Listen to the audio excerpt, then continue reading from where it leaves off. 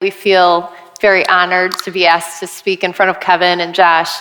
Actually, Jeremy and I were chatting just a couple days ago about how it was about 12 years ago we were sitting at Rockwell Republic with Kevin.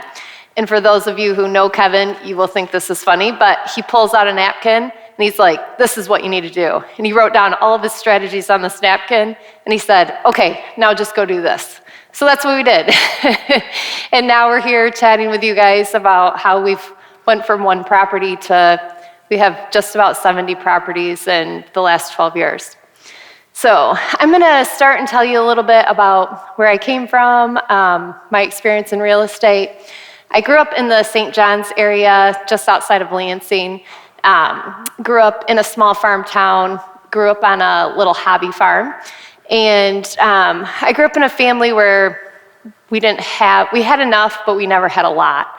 And so I think one of the greatest gifts my family gave me was just the work ethic to work and hustle. Because honestly, in the end, that's more than, if they would have given me a large down payment for a house or a property, because they taught me how to work. And that, I think, is really what's gotten both of us to where we are now. We didn't have a lot of money when we got into the game, and so we had to be creative, we had to work, we had to find the deals. And it's really helped establish us in our communities, and so we're super thankful for that. But I got into real estate in 2003, just out of college, and bought my first property in 2005. By 2008, I had 4 rental properties, and then you all know what happened in 2008. They were worth half of what I bought them for quickly after I bought them. So that's kind of where my story leads into Jeremy. So I'm gonna let him take it from here. Yes, so I am originally from Ohio, and I did not grow up on a farm, but I had a paper route, and I think that's where I got my drive from. And then from Ohio, I have to, long story short, because they put me on a time limit, I can't really go into my whole life story, but I came to Michigan and started getting in the real estate world around 2008, 2009, just after the market crashed. So I was smart enough to get in after it crashed. Now is a good opportunity. So started buying up rental properties back then, but I bought the very lower income properties during that time, differently what we have now. And we then started buying those, and then we started flipping properties over the years too during that same time. And back then, when you'd start flipping properties in 08, 09, you'd have certain realtors and brokers you go to that would get you the houses, that would get the houses from the banks. And I'd work with a few individuals in Grand Rapids, one of the bigger players that would have a lot of them, and we're buying houses for $10,000, $15,000, $20,000. And then eventually he told me, like, "Look, you can buy them from me, but I'm done listing them for you. I don't want to list them for you. I just want to get them to you." And he's like, "Don't use me anymore to list them, but I know someone else that can help you out with listing them." And he's like, her name's Lindsay Van Dynen. And so I was like, "All right, we'll try her out." And tried her out, started using her. And I was like, "Oh, she has her pictures like not upside down. She doesn't use a cell phone when she's taking the pictures." So started using her for like a few years, never met her. And I used her for, I think it was 2 years, and never even thought to meet her. Because I was traveling, I was out of state, I was in California a lot too. And finally I was like, I think we got a lunch meeting. I was like, "All right, finally I'll meet my realtor." And met her, I was like, "Oh, you're Lindsay. You're kind of young, you're my age." I'm thinking she's some old realtor, selling my houses, just emails and texts, that's all I did. I don't need to meet face to face, but eventually met her. Skip ahead, we get married. It was a great business decision as well. Commission, stay in house now. If you can, marry your realtor. Yeah, I mean, bringing it all in, no more commissions. So we got married. She made me sell most of my rental property because she didn't want me to go in those areas of those properties. We So really started changing our strategy. Yeah. Got out of those properties, started going into higher end. Like when we got married, like I started buying more like in good areas to where we could like totally gut the house and remodel it. And that's what we did on most of them, like gutted them, remodel them.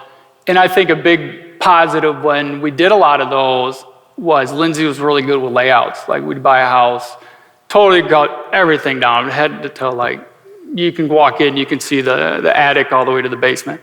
And she would go in, it was a 2-bedroom, 1 bath, and we'd create each unit's a 4-bedroom, 2 bath in each unit. And I think that created a lot of value in a lot of the properties we bought over the years. And we kept doing that, and some of them I'd tear down. Then I got my builder's license, so I we'd tear down houses and build new duplexes in certain areas. And so that was that company. And then we started another company. I have another company, so different division where we flip properties too. So that's the rental division. And then we started the flipping properties too. So at any time over the years, we probably, and still today, probably got like 6 to 8 properties going at all times. Still in Grand Rapids, surrounding area, East Grand Rapids, Hudsonville, try to stay in the vicinity. And then, and on top of that, like I said, every year, maybe I'm building 1 or 2 duplexes a year on that. And I think overall too, like in the beginning, like we started with 1, we bought it together, did it together, started with 1, and we fixed that up. And going back even more, like when I first started, like I think I bought my first house in Grand Rapids back then you would do the HUD homes, as owner occupied, live in it, so you get first option. I think it was over in like Paris, right on Wealthy. I think I got it for like $80,000 in like 2011.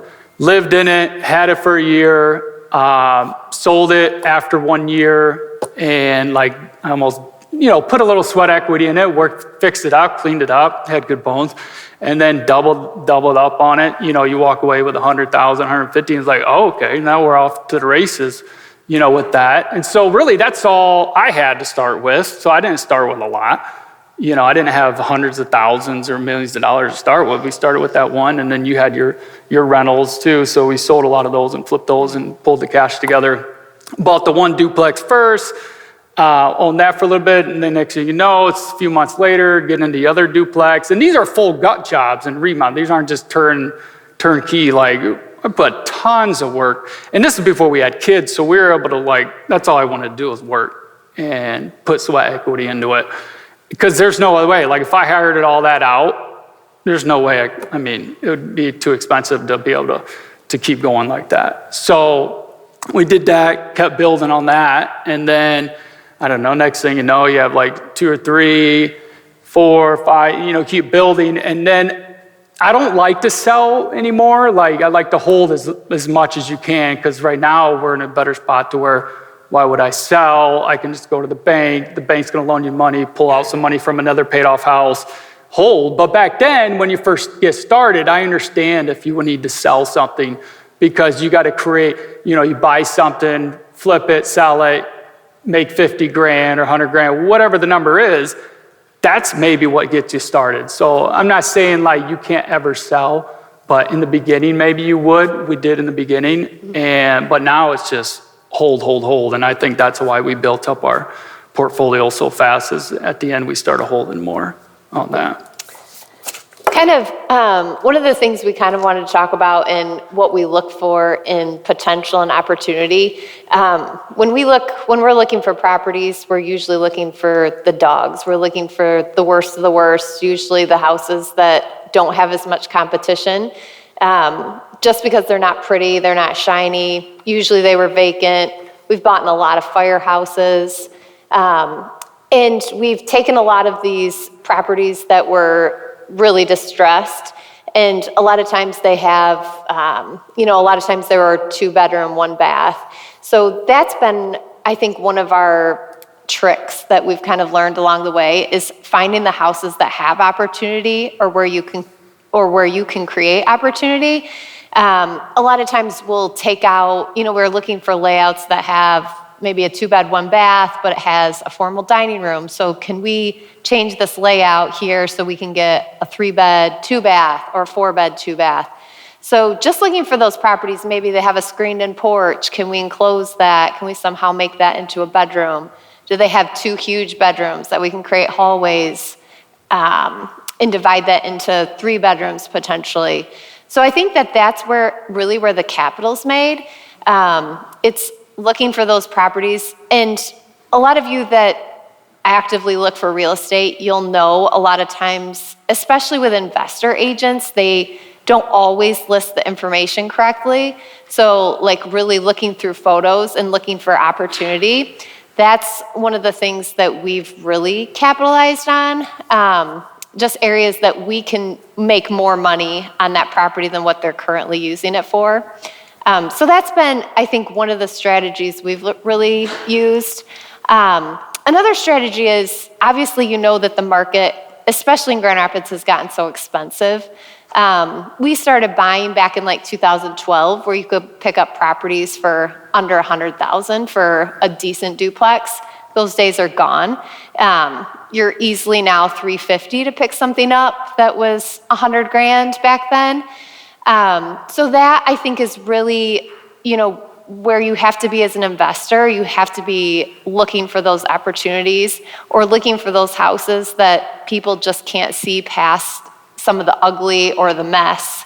I think that's where you really create opportunity for yourselves.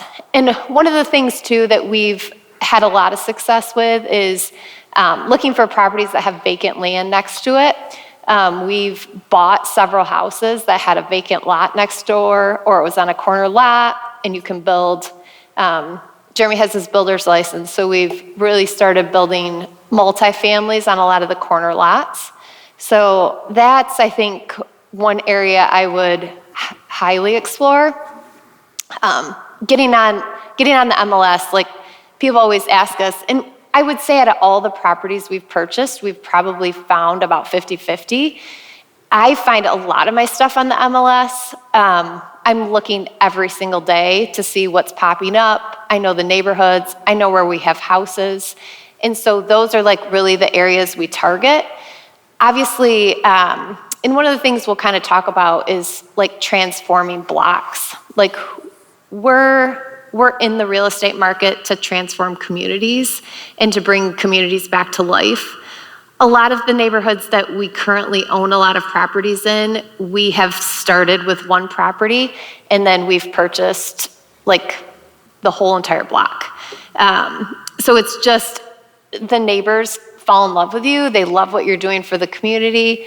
And I'm gonna let Jeremy kind of talk about that too. Just like building relationships with people in your community to help that they want to sell you your properties because they're seeing what you're doing for the neighborhood, which is pretty cool.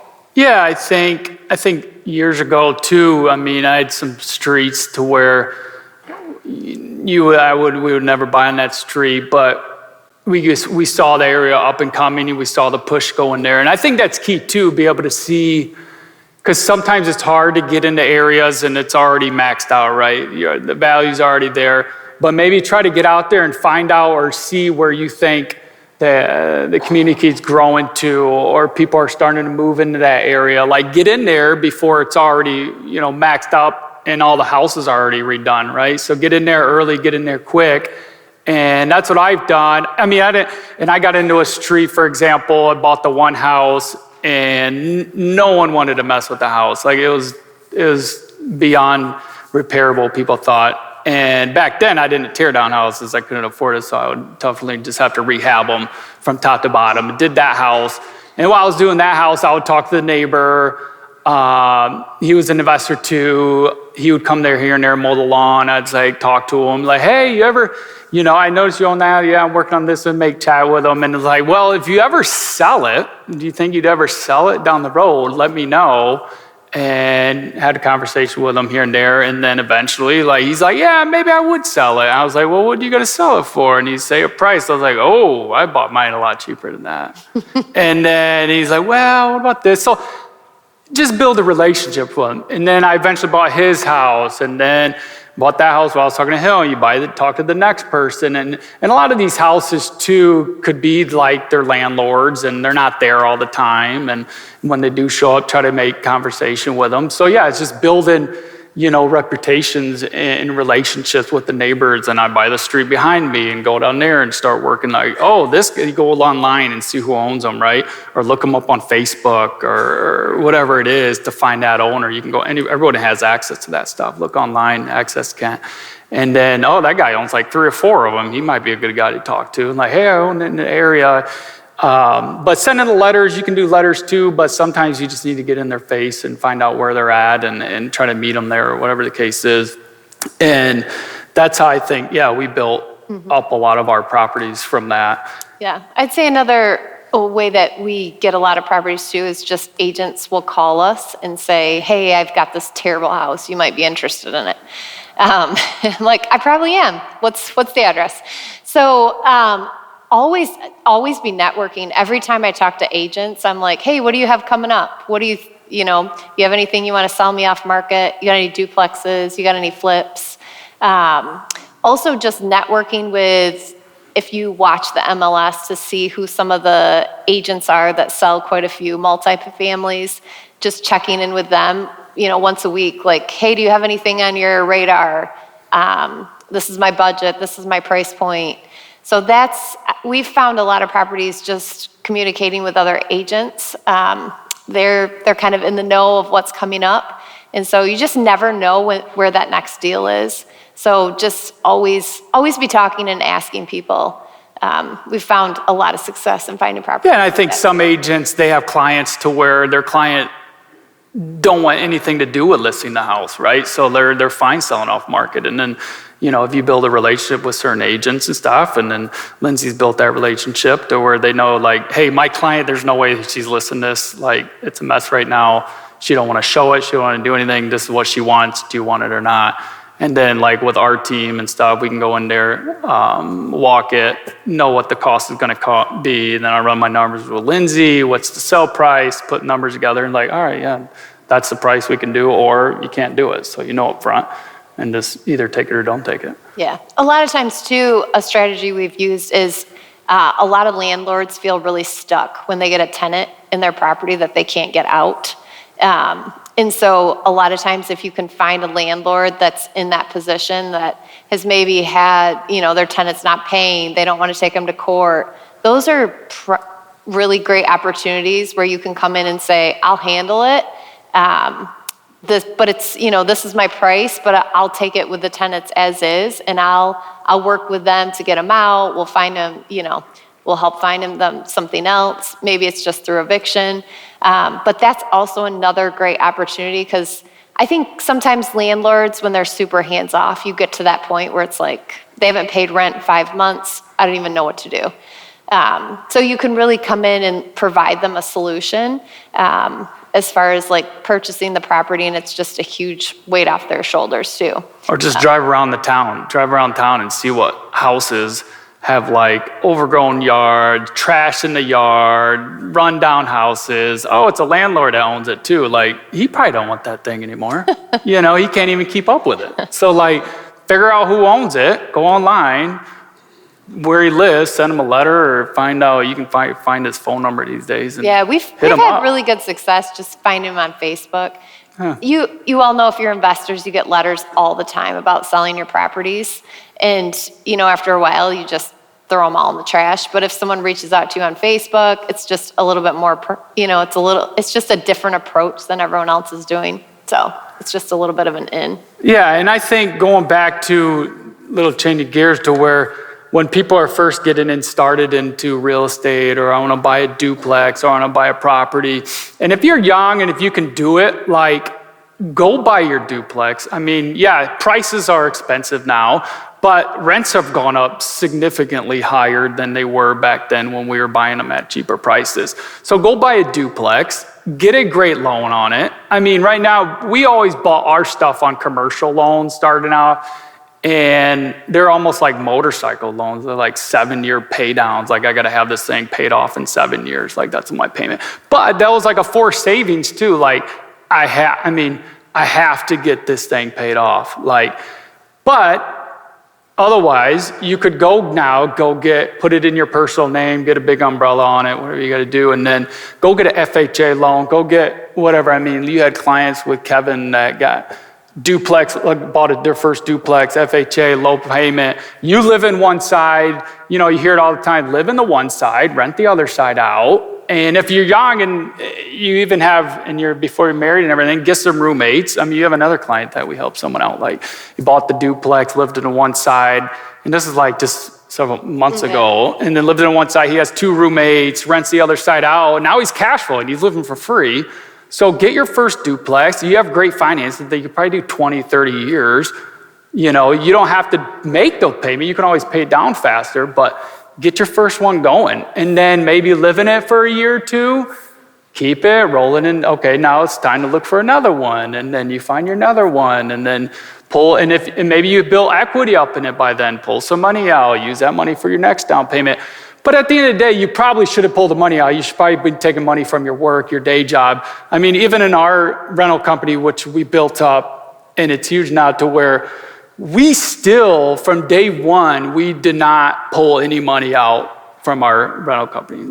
I think that was one reason why we built it so fast. Lindsay had her career, I had my own career, job. We let that thing grow, and any money that came in stayed in. And really, any money that came in from our own incomes went in there. I'd be like, hey, how much is in your account right now? Can you put that in the rental company? I'm taking that out, put mine in. It all went there. And still to this day, really, it still goes into the rental company. Because she thinks I was going to stop buying, but I just kept buying. And then, that's a good deal. I might as well buy this one. This is the last one. I'm going to buy this one. It just kept going over the years. And you just keep compounding. The next thing you know, you're like, I got this many rental properties now. But you got to start with one. If you don't have one, start with one, right? Get your one, build it up. Maybe in a year or 2, get another good loan. You got good loans, 20, 30-year amortization loans. That's great, to get started with. Maybe I don't recommend necessarily a commercial loan, but I did that just because we were in a position we could do that, and I wanted everything in there. But looking back now, it's expensive. Get your 30-year mortgages and work your way up. Then get into another one and build your equity, and you do some of the work, and don't think you're quitting your day job. You can't quit your day job to run your rental company. We still don't. And that's how I think we were able to build it up. Keep your day job, hustle, do your thing, and just do it yourself for now, right? RPOA, most of you probably know what it is, Rentals Property Association. You can get so much information from them now. Forms, the lady at the desk, you can call if you have an issue. She'll walk you through some legality stuff. They're not lawyers, but they can help you with that. That's huge. They give you all your forms if you have to, evict someone or a 30-day notice, 7-day, all the forms are there.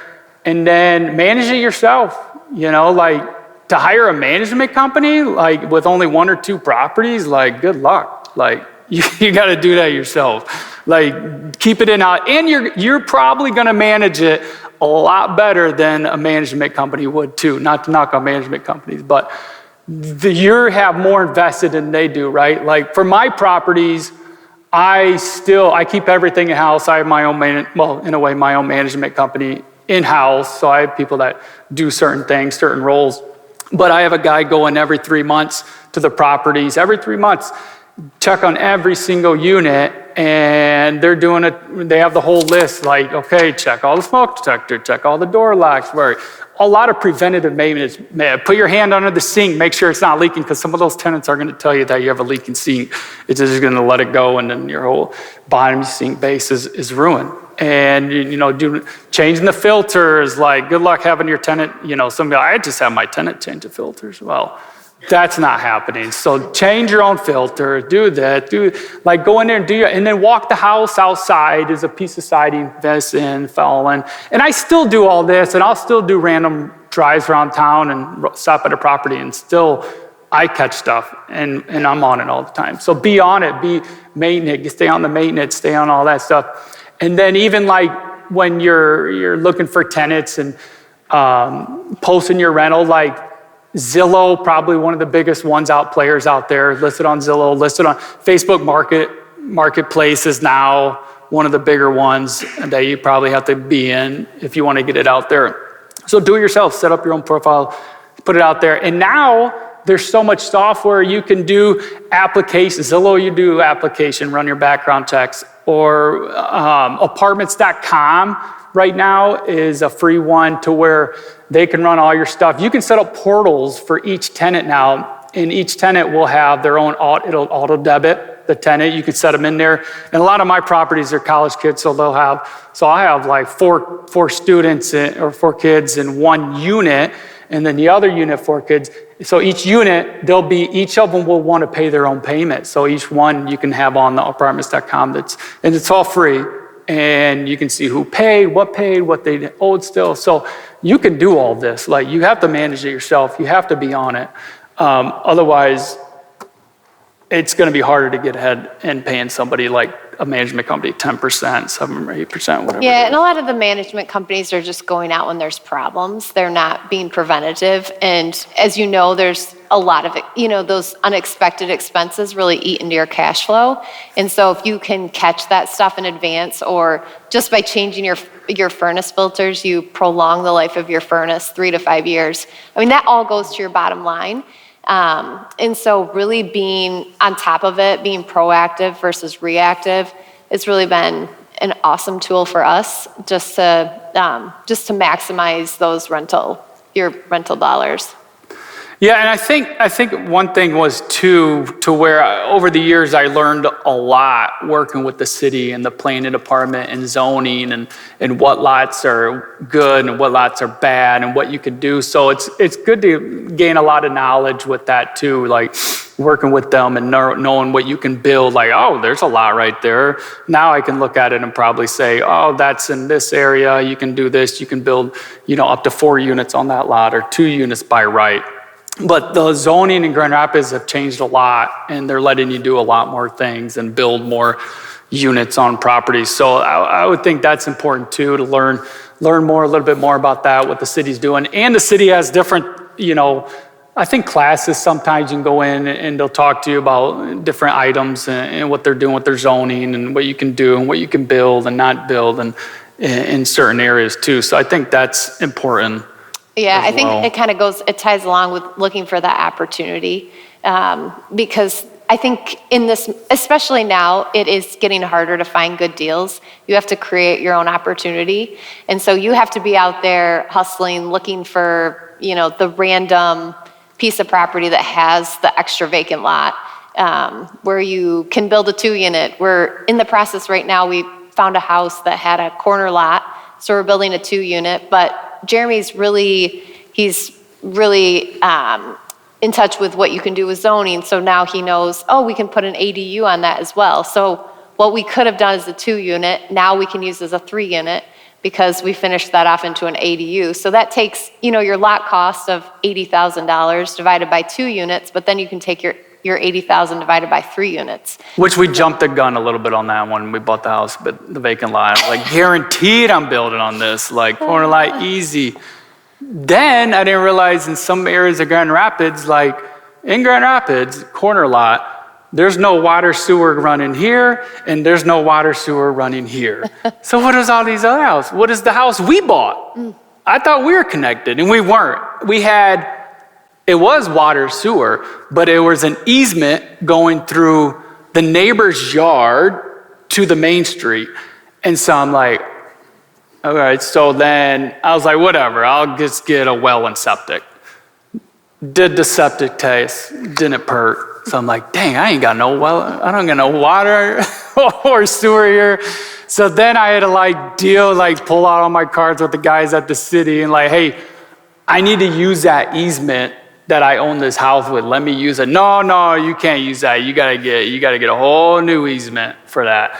I can't get another easement. Their neighbor's never gonna let me give me another easement to run another water sewer in there. So I'm like, all right, I'm calling an engineer, civil engineer. And then I had to call a civil engineer and get him involved and let him talk his language with the city civil engineers. And long story short, I stayed in it. And eventually, after months and months of working with the city and working with my civil engineer had worked with the city, they were able to let us use that same easement to run new water sewer to our lot that we had, and then eventually was able to build it. Yeah, so make friends with the city. Yeah. if you. Yeah, they're all good. I mean, I mean, you will. And I know a lot of the building inspectors over the years now, which it works out. You learn a lot from them, and they learn a lot from you too. So, but yeah, that was one instant to where jumped the gun. But it all works out. If you're hustling, you're gonna work it, like you're gonna figure it out. You'll make it work. Tell them a little bit about our tenant screening process and how you basically run credit checks, and a little bit about our vacancy rates. Yeah, I think it goes back to there are lots of programs now, softwares that you can run to do your credit checks. And then, like I said, you're going to list it on Zillow, or you're going to list it probably on Facebook Marketplace. Facebook Marketplace, it's a little nicer. You can actually, you can't use a business on Facebook Marketplace. You got to use your own profile. So you're actually messaging everyone personally. So you see them, they see you, which is fine. And then going back to apartments.com, to where I actually run all my stuff really through. I mean, it's been great. It used to be like Cozy, and then switched over and different ones. But yeah, I mean, everyone's auto debited. Like not one person sends a check, because it would be a nightmare. I'd have hundreds of checks because there's so many different roommates and everything. So yeah, you can go to run the background check, run the credit check, have a discussion. And before I even show a property, like someone because they'll just get a bunch of messages like, I want a tour, I want to see it.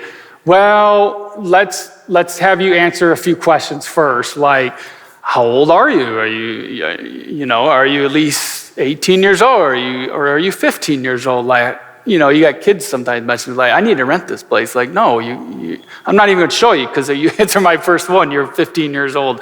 And then another one was like, how many roommates do you have? Because right now, I think it used to be 4. Now you can have 5 roommates into a unit, unrelated siblings, so it's a family, it's more. But other questions like, how much do you make? Because if you're renting your place for $2,500 and they only qualify for $1,500, because usually you go off like a third of their monthly income or whatever the numbers are. And then, so if they're only qualified for $1,500 a month, and you're out there showing them of the place and it's $2,500, like what a waste of time that is. So have your list of questions that you would need to ask before you even let them, and you want to make sure they're all legal questions. You can ask RPOA, if you're a member, I think it's like $100 a year or whatever the membership. Get on there and make sure they're legal questions you can ask. And then it's just like a little bit pre-screening, because you don't want to waste your time running around showing all these units. And when they're saying, can I get a tour? Can I get a tour? And then the other one was, what was the other one? Yeah, just talk about how we end our leases early. Oh yeah. So a lot of and going back to being able to manage your own rental property, a lot of management companies, they need like 30 days or more to turn the property over, right? To paint, this, that. So a lot of my properties, I'll turn them over within 2 to 3 days. So I'm not losing that month or more in rent, but it takes a lot of work, right? So I have people in place now, and I did a lot of it myself. Like, let's turn this over. Let's end the lease, 3 days earlier, and 27, 28, give yourself 3 days or whatever to turn it over, and the new tenant moves in on the 1st.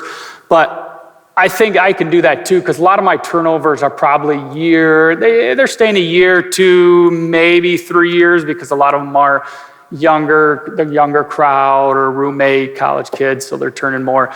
So, and that helps too, like going in there every 3 months, like if you see a big issue, you're gonna know that issue, you're gonna address that issue before the end of the year. At the end of the year, you're like, oh, no one walked this, there's mold all over the tub, because a brand new tub, because they never used the bath fan. Or the bath fan stopped working, but no one told us to stop working. Or there's a big hole in the wall, so how am I going to fix this in 2 or 3 days? Like, that's why you need this preventive maintenance, walking through this stuff before the end of their lease term. And so get in there, turn it quick, and then pre-leasing too. Management companies won't pre-lease early for you either.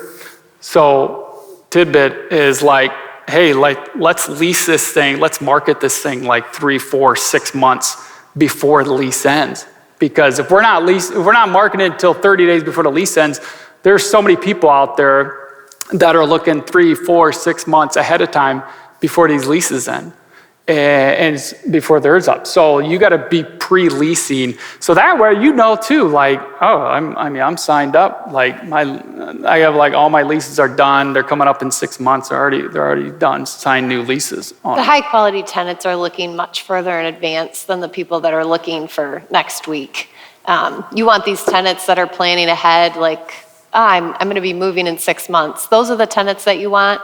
In our past, we've hardly had any months where we didn't have those units already filled. This year, we had a couple units that didn't fill, and it was just interesting the quality of tenants that you're getting.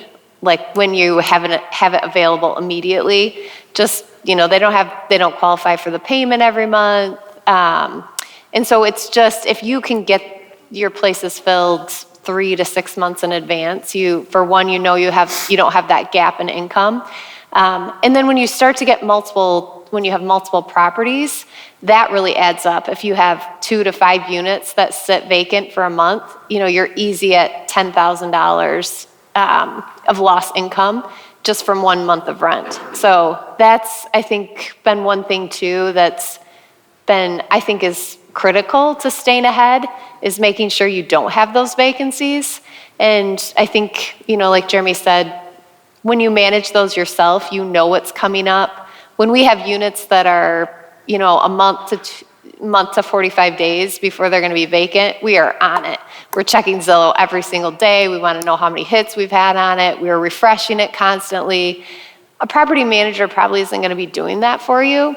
So it's just, it's your money. It's not really their money. They don't care. They get paid, whether someone's there or not, but it's your money. So stay involved. I think that's really what it comes down to. Even when you're scaling, I don't know if you guys have went to a lot of properties where, a landlord has 50, 60 properties and they go in and they're like, wow, this is in really rough shape.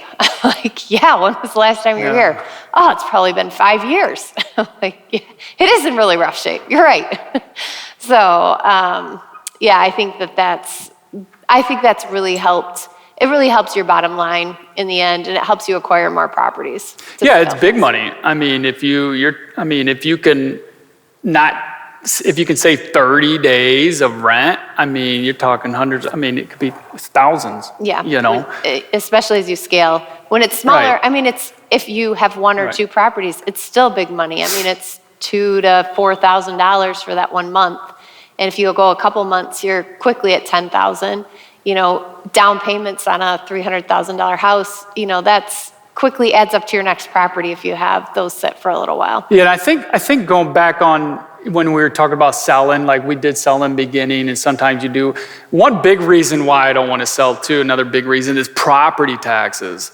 Like when we were lucky to buy back then, the property taxes were low, very low compared to what the values are now, because obviously they stay locked, they go up a certain percentage. But once if you buy a turnkey rental for like $350,000, $400,000, like that, they're going to hit you at that top tax bracket too, versus if you bought like a remodel, like bought a fixer-upper. Buy the dogs. Yeah, and then the tax is a little lower. They only can raise it so much. And like, if I sold all of our properties today, and had to like buy all the properties again at property tax value today, we're talking like several $100,000, hundreds of thousands. Yeah. Like in a year in savings, like by saving. That's how low some of our property taxes are compared to like what they should be, what they're valued at today. So that's a big savings. And then also probably in taxes too, like you can get into too, it's called the tax cost segregation studies. So depending on the property value, so if you get a bigger one, like that's huge cost segregation. So you got to have an outside engineering firm do it, but you're talking huge cost segregation study, like to like accelerate the depreciation of it. So looking at that too, but typically they're like $2, $3, $4 grand to do a study, but the property should be in the 500,000 range, maybe 400,000, but you're looking at an instant 20-25% on average right off that first year. So that's something else to look into too for property taxes payment. So. That's been a tool we've used probably especially the last few years, and it's saved thousands of dollars on taxes. So, They're cutting us off. perfect. So a couple takeaways that we kind of have. The first one is just leverage other people's money. Use the banks, buy a duplex, house hack. I think that's the best way to really leverage money. We've been challenged, live like no one else now, so you can live like no one else later. So make the sacrifices today so that in 10 to 20 years, you can live that lifestyle that you want. And also, I think we've loved the opportunity that building wealth, it just gives you the opportunity to influence so many people around you, just different through communities. I mean, it also significantly impacts your families, but you can also be generous to so many people around you and just positively impact their lives, which is probably the biggest reason why we keep going, because it's rewarding to see just the lives that you can change with wealth that's built through real estate. So. Yeah, and like we said earlier, like just get started, right? Like if you don't have one, like figure out, hook up with your realtor, hook up with your lender, whatever it is, like get started. Like get something, get a duplex. I mean, duplex preferably because you're able to cash flow better, but get started with something and then build your way up from there. Like we started with one. So, I mean, we started with one. We didn't have, tons of money to start out with. So started with one and work your way up. And like Lindsay said, we've been blessed and fortunate to be in the position we are, and just always, if you do get, be able to always give back. That's what we enjoy, and that's what I think why we're happy and what we're doing is giving back and helping back and all that. So anyways, Matt's up on the stage. He's telling us to go. Yeah. Thank you guys so much. There's a hidden theme that many of you guys might have figured out already, that none of the speakers are going to come outright and say. And that hidden theme is that the pie is big. Everybody that you're going to hear from today on stage has a very plentiful mentality when it comes to business and when it comes to real estate investing. You just heard Lindsay and Jeremy talking about how they over-improve properties. They improve neighborhoods. They want Grand Rapids to be better because they're invested in it. The reason people like this are happy to come and share all of their literal secrets of how they've grown their portfolio with you is because as you guys buy properties and improve them and improve those communities, all of our properties gain in value, including our primary residences and the lives that our kids are going to live. So the next two people that you're going to hear on stage are two of my absolute biggest mentors who taught me a lot of everything that I know about real estate investing and a lot about life and other things. So you're going to hear from Kevin Plakovich. He's one of the co-founders and owners of Treadstone Mortgage. He's one of the top 1% loan officers in the country and has helped hire and mentor hundreds of loan officers throughout the last 20 years. You're also going to hear from Josh Smith, Kevin's partner in the Fulton Group. Beautiful office right over there on Fulton by Madcap Coffee. You're going to hear how they started with one property and a partnership and grew that to a portfolio of over 350 units that are managed like a perfect machine. So Kevin and Josh, welcome to the stage.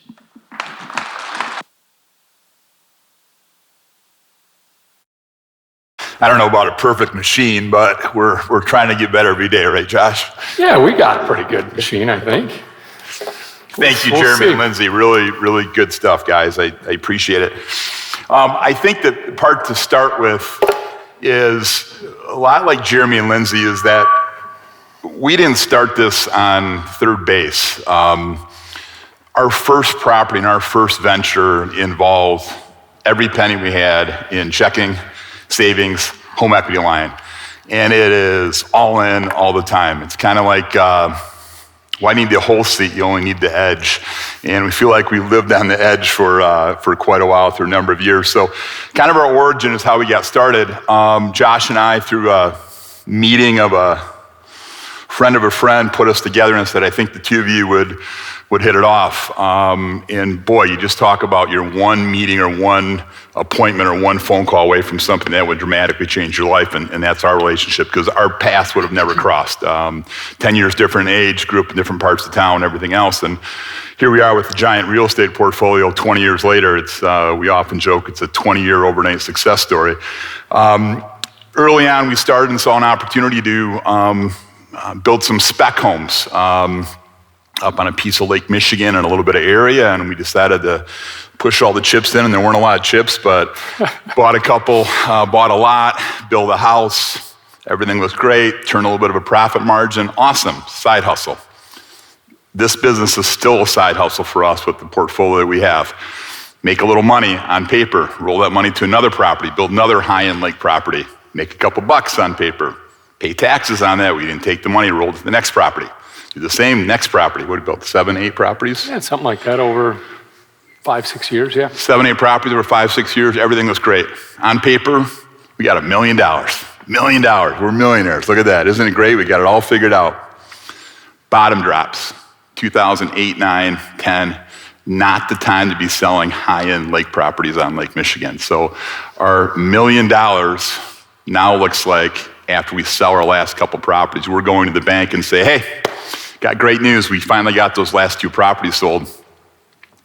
Problem is, we owe you $300,000 more than you've lent us. So our $1 million is gone, and we're $300,000 in the hole. And while this is going on, I called Josh in 9, 10, whatever it is, and said, hey, guess what? We need to transition. He's like, what do you mean? I go, we're going to transition because listen, look at East Lansing and Ann Arbor and these college towns. There's these couple groups that control all these rental properties. There's no one doing it in Grand Rapids. There's a whole bunch of people that are renting houses and college kids in Grand Rapids. And so, gas pedal, call him up, great idea. Talked the next day, he goes, you know what? There's actually like 60,000. He's a detail guy. There's actually like 60,000 people that are going to school full time. Do you know that last year there were only so many homes that sold under 100,000, and currently there are 200 homes for sale below 50,000, like the stats, the details. So we decided then, in the midst of everything crashing and burning, this other business model that we worked our tails off of for 4, 5, 6, 7 years, I don't like to think about it sometimes. Yeah. We saw another opportunity. And one of the things we're going to talk about today is a little bit of our origin story, but where's the next opportunity? Because you can sit here and say, oh, great, these guys made a bunch of money in 2008, 9, and 10. Well, who the hell couldn't make money in that time? I mean, obviously, I tell you, at the time it wasn't. I mean, they couldn't get rid of these houses back then. There are other opportunities out there. Are they going to be the same opportunities that we found? No, but there's going to be other opportunities. Yeah, 100%. There's all kinds of opportunities out there. It's big opportunity that we see. So we'll talk about that in a little bit, but just continuing on that origin piece. So to Kevin's point there, so 2008 crash happens, and we look at the opportunity and say, boy, as tough as things are right now in our life, and writing a check and losing the last several years of these lakefront properties, we got to start buying. And what was it? I think our initial goal was 40 properties, right? Yeah, it was 40, and that kind of the same concept Jeremy and Lindsay talked about. You're going to be, if you're buying 1 property, 2 properties, 3 properties, and you want to turn a profit margin, especially with it being tighter and the numbers being compressed, you're going to be managing that yourself. Yeah. In our piece, if we could get to 40. We said very early on, hey, well, I think this is good. We can talk about the 4 or 5, 6 core principles that we founded the Fulton Group on that absolutely apply today as well. And those are 4 or 5. One of those is we're only going to buy in key areas and key neighborhoods that we believe in, and that we would lease ourselves. Number one. Second piece was we're going to over improve these properties. When you have quality, always sells. And so when you have a quality property, no matter what the market conditions are out there, it's going to lease. So over improve these properties. What does that mean? Granite countertops, not a stitch of carpet, high quality appliances, those sorts of things, right?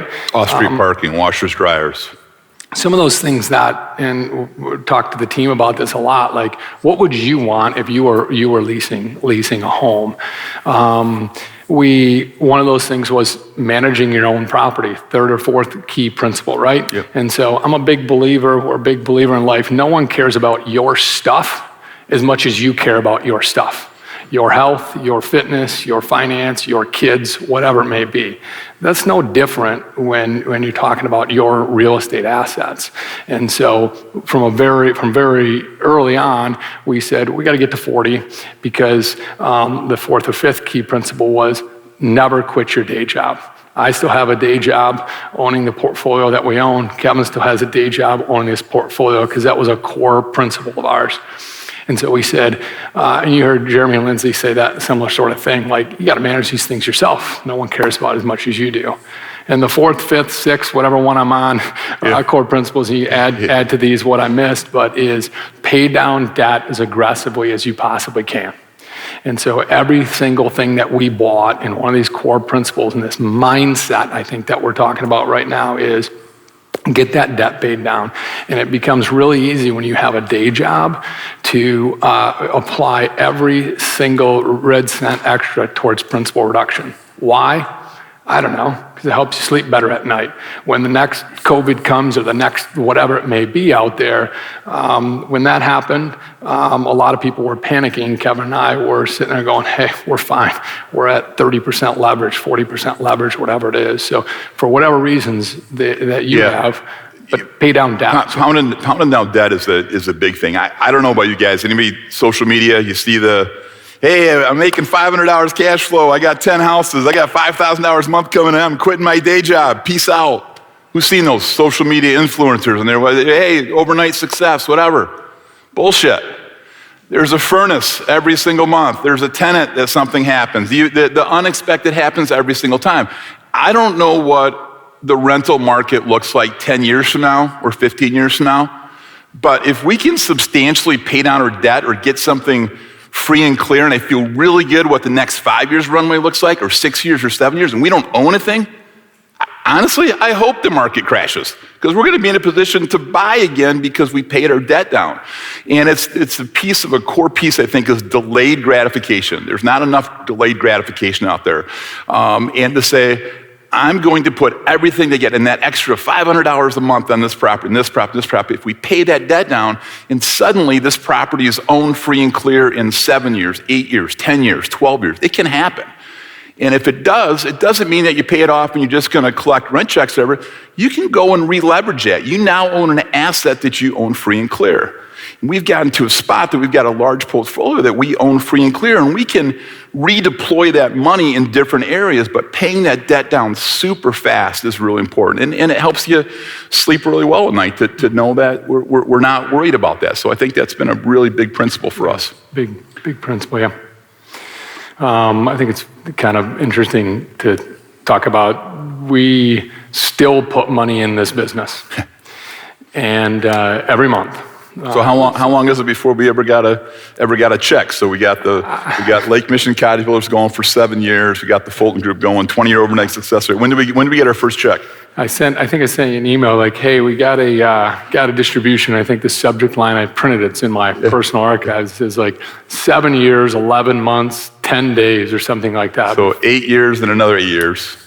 Yeah. And what did we do with that money? I ran out and did something extravagant. Where did that money go that we got?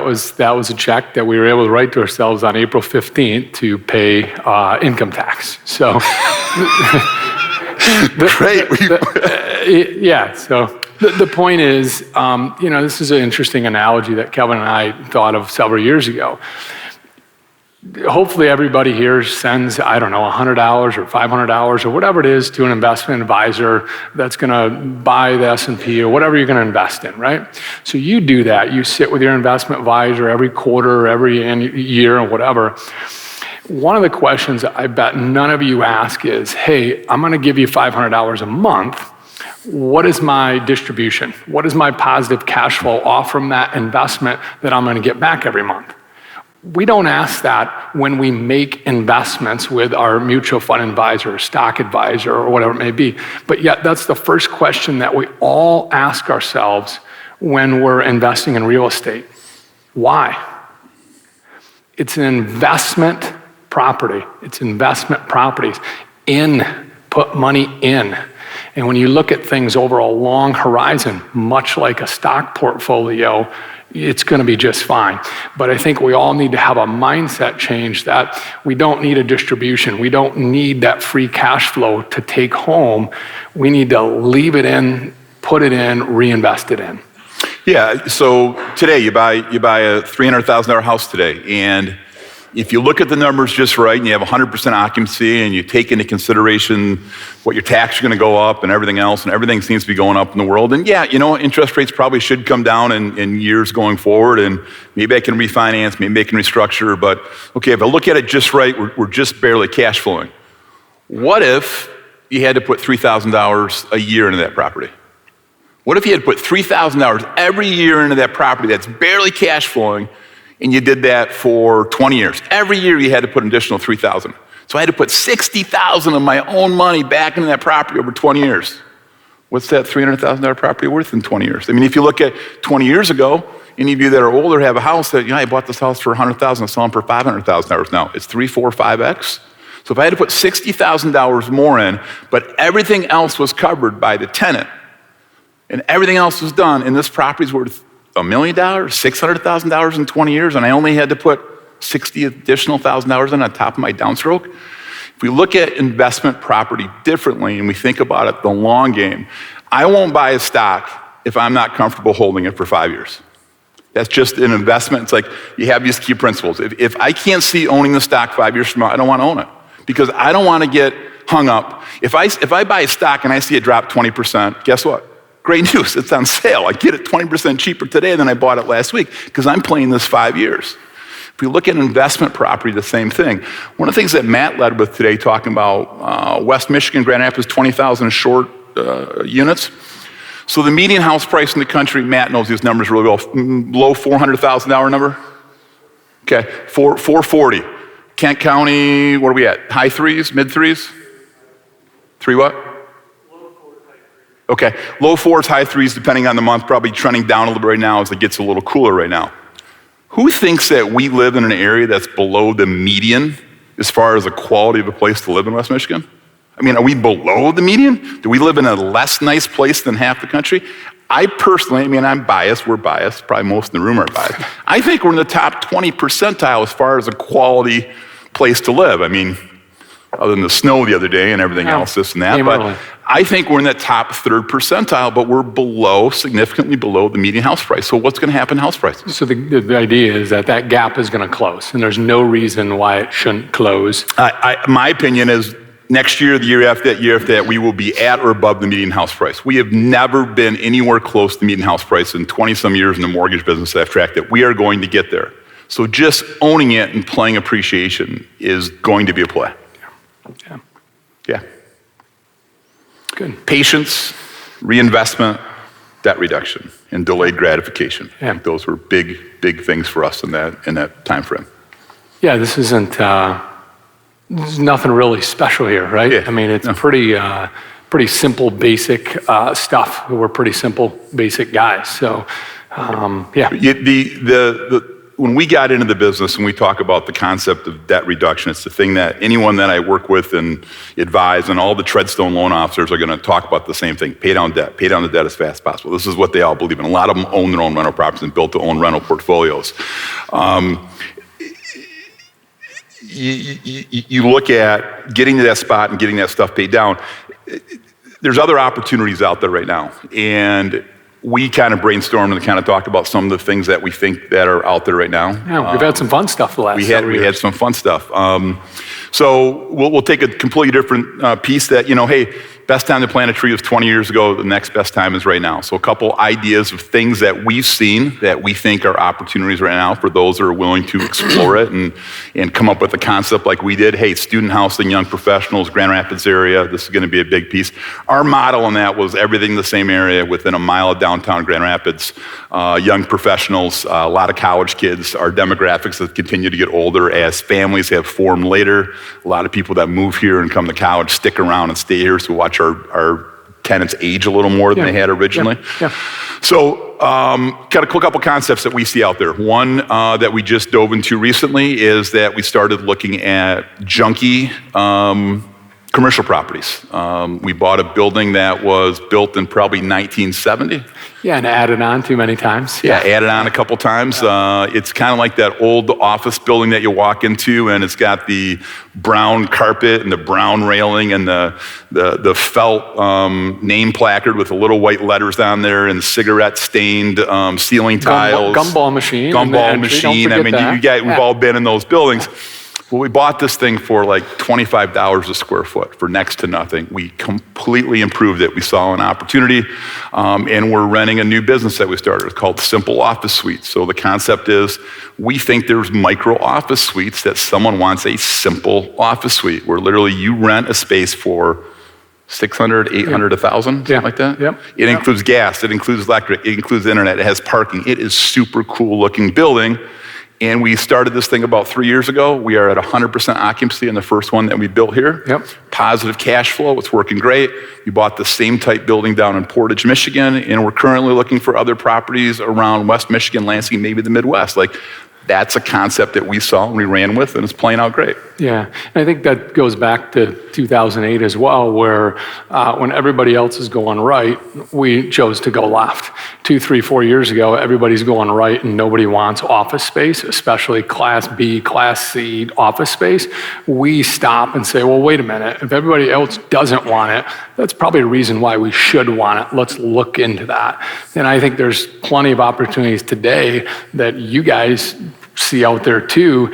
Don't say no to something or an opportunity that your head, heart, or gut tells you, I need to dive into this. Lean into that. Look at what that may be. Just because it isn't the coolest thing on the street, that's where a lot of our bread and butter and a lot of singles and doubles have built what we've built. Singles and doubles. Yeah. You were just in Allegan the other day. Tell me about Allegan. Yeah. I heard about Allegan for 5, 6, 7 years, I think. A good friend of mine in the audience today went down to Allegan. So I've been telling Kevin for 4 or 5 years, like, we gotta find these. I'm telling you, as the cost of living goes up in Grand Rapids, there's going to be these outskirt communities that I think are going to absorb some of that 20-some thousand housing units needed, and people are going to be forced to move into tier 2, tier 3, tier 4 cities. And so not tiers, they're any lesser tier, but geographically away from the hub where most people are working. Diameter around. Diameter, yeah. Yep. And so I last week, a week before, went down finally after 4 years. I don't know what I've been doing the last 4 years, but went down to Allegan and looked at it. And sure enough, there is a vibrancy in downtown Allegan. If you guys have been there, that's really attractive right now. Unfortunately, I said to Kevin, I go, I think we're 4 years too late. But the idea was there, but the time, and that's a whole thing. But the point is, there are opportunities out there, in my opinion, our opinion, some of these smaller communities. What does that look like? What do you know about those areas? What time can you go spend and study that? Because it's easy for us to look back and possibly you guys in the audience looking at us go, well, that's great. That was 2008. Kudos. That's great. But there's not properties to buy for $20,000 or $30,000. I think our argument would be there's other similar opportunities. Are they $20,000 or $30,000? No, but they're $300,000 for a 14,000 square foot office building and an idea and a model that can work. Or there's a rural area that you can buy a house for $220,000 that, oh my gosh, it's way outside of Grand Rapids. It's 25 minutes away. It's 30 minutes away. I mean, any major metropolitan area, a short commute is 30 minutes, 40 minutes, easily. And we're spoiled because generally, other than Alpine and 28th Street and a couple other areas, this city is relatively easy to move around. And we feel currently that 20 minutes is a long commute. So what's 20 minutes away? What's 25 minutes away? What's 30 minutes away that we still have this hub of employment and jobs here in Grand Rapids that people are going to gravitate towards? What's that piece that you can find one piece, prove your model, run some numbers, and buy one piece, and as it works, turn around and say, I think I found something here. I'm gonna buy another similar product. I'm gonna buy another similar product, and to find something. So I think that rural pit place is a place that's gonna continue to grow. Yeah, and on that, whether it's rural, whether it's any one of these ideas, I think it's probably important to talk a little bit about, we didn't know anything about managing rental properties, about how to lease rental properties when we started this. What was the model when we got in? So I'll give you, here's why the real estate mortgage, why the market crashed in 2008, 9, and 10. In my opinion, lots of opinions, but one is landlords that ran a model, cash flow. Do as little as you possibly can, peel and stick tiles on the floor, slap a coat of paint on, stretch out a 30-year loan, refinance, stretch out a 30-year, refinance, stretch out a 30-year, live off of the cash flow. So part of us, we said we can get in and go into debt reduction because it was exactly opposite in what led to the mortgage meltdown. Because when a landlord suddenly, his property drops from $150,000 in value to $100,000, what does he want to do? I got 10 of these properties. I'm $500,000 upside down. I'm $1 million upside down. Hey, bank, here's a handful of keys. Take it back. So our piece was, let's do the exact opposite. Let's over-improve. Let's pay down debt as quick as possible, right? I mean, that was the model. Yeah. And figuring out within that, how are we going to run these properties better? And we didn't know. We figured it out as we went. And I think whether it's buying vacant land because there's an opportunity somewhere, but yet you look at it and you go, well, I don't know how to do land splits. I don't know how to read a zoning code. I don't know how to market vacant land. I would argue, or use the example of the office buildings that we've been buying. We've never leased a single office suite or commercial space in our lives, yet we've been able to figure it out. A matter of fact, the commercial agent said we were crazy to get what we were going to get per square foot. And we said, you're looking at it wrong.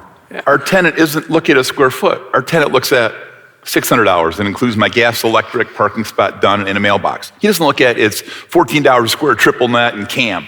What's triple net and what's CAM? What's the cap rate? The guy wants a spot to run his office for $600, right? Yeah.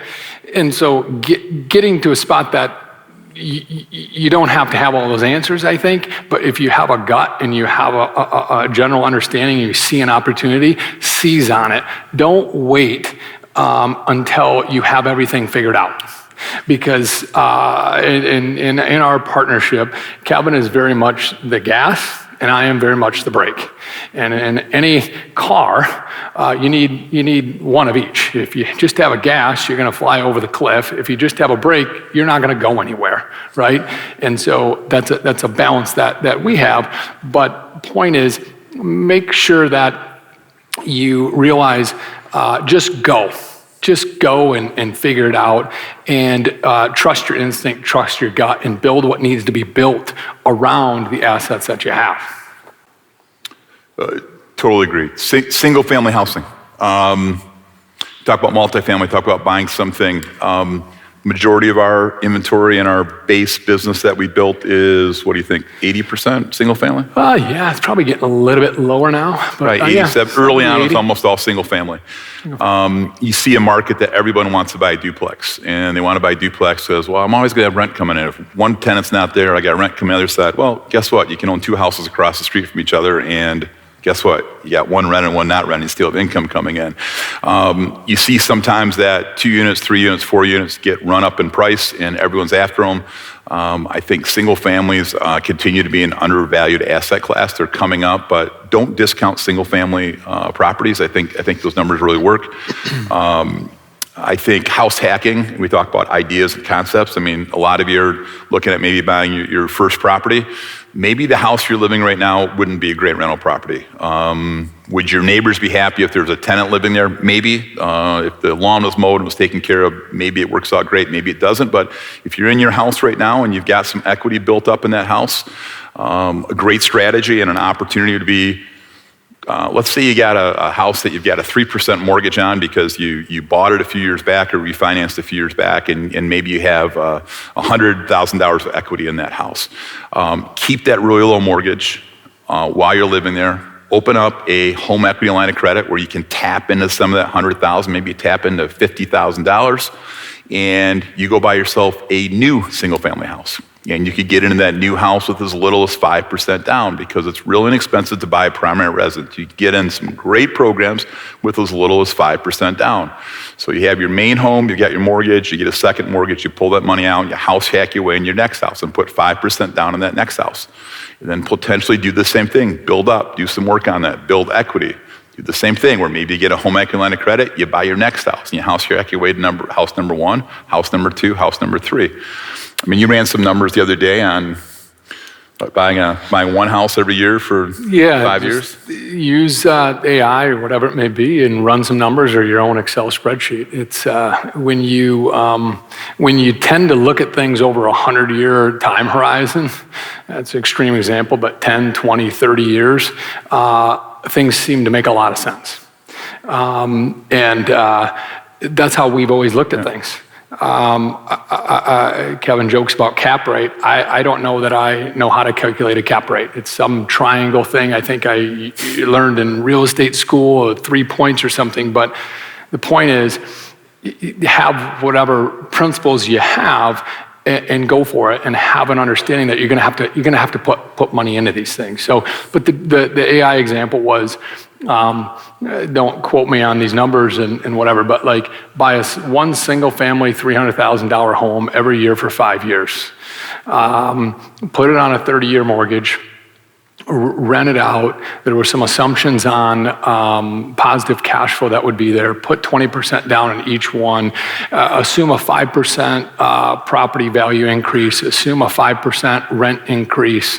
Both conservative in our experience and our portfolio numbers. Apply every red cent of positive cash flow towards principal reduction. That's pretty much the metrics I put in there. And then I said, okay, well, what's my free cash flow, what's my asset value, what's my debt load after 5, 7, 10 years? And it was amazed by the numbers. I think it was a $3 million portfolio, only $1 million worth of debt, $30,000 a month coming in, positive cash flow of, I don't remember exactly what the numbers are, but the point is when you look at things through a lens of a longer period of time and just putting the pickle on the burger, just putting the time in, things seem to work out pretty well. Other opportunities that we think out there, Airbnb. It's a piece that we've looked at a few times over the years. A lot of moving parts on it. I think there's some people that do it really well. I think there's a lot of people that have underestimated the amount of work to have tenants in there for 3 days, for 1 week, for 2 weeks, for 1 day, for 3 nights, for whatever, and moving back and forth. A lot of moving parts, but I've seen some people do it really well.